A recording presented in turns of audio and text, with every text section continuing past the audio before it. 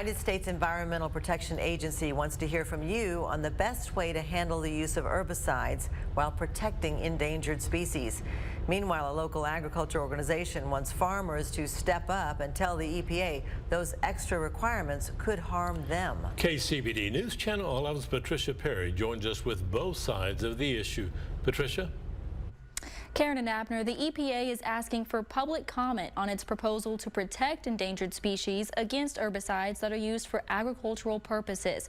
The Deputy Assistant Administrator for the pesticide program, Jake Lee, says this is because the EPA has not been complying with the Endangered Species Act for decades.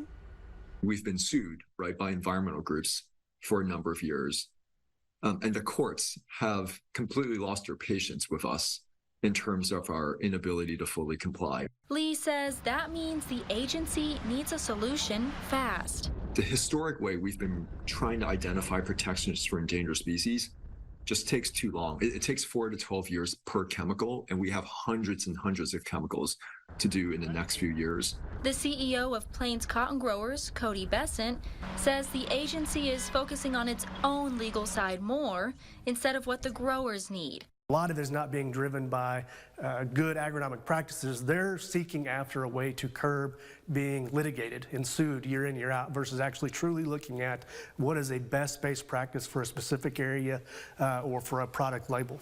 Lee says if the EPA doesn't fix the problem sooner rather than later, it could cause those chemicals to not be available at all. There is a risk that these pesticides are pulled off the shelf abruptly by a court order. The EPA has drafted a strategy that would give growers a menu to pick what works for their operation and protects the species.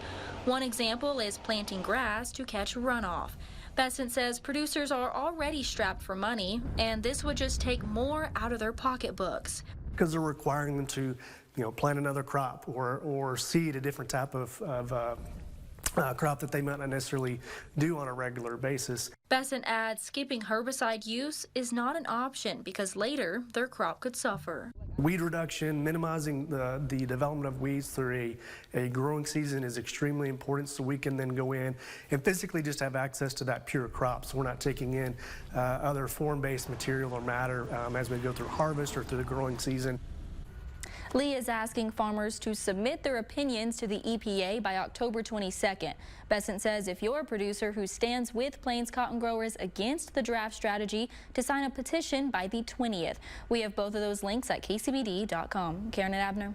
Thank you, Patricia.